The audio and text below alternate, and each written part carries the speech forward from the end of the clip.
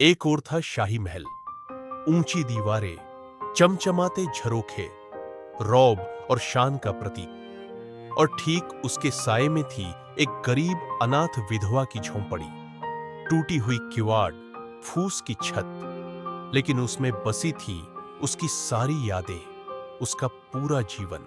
जमींदार ने कहा, बुढ़िया, ये झोपड़ी हटा लो, मुझे अपना महल और बड़ा करना है।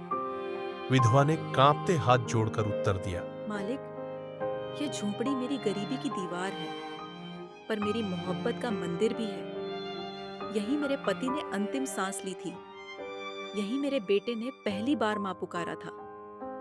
आप चाहें तो मेरी जान ले लीजिए, पर यह झोंपड़ी मैं छोड़ नहीं सकती। जमींदार के आदेश पर जब उसके आदमी झोंपड़ी गिराने पहुंचे तो वह विधवा अपनी कुटिया के सामने मिट्टी पर बैठ गई। उसकी आंखों से आंसू बह रहे थे और होंठ कांपते हुए भगवान से कह रहे थे, ओ हे प्रभु, यह केवल गरीबी की रक्षा नहीं, यह तो मेरी अस्मिता की रक्षा है। अगर यह झोपड़ी टूटी तो मेरी सांस भी टूट जाएगी। यह दृश्य देख गांव वालों के दिल पिघल गए। नौजवान, बूढ़े, औरतें सब दौड़ पड़े उस झोंपड़ी के चारों ओर।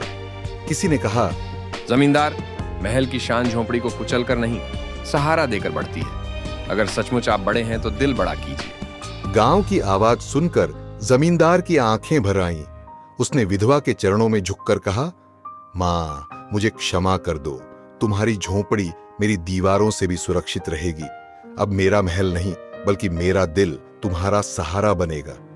विधवा की आंखों से आंसुओं की धारा बह निकली, पर इस बार उनमें दुख नहीं, बल्कि सुकून और गर्व चमक रहा था।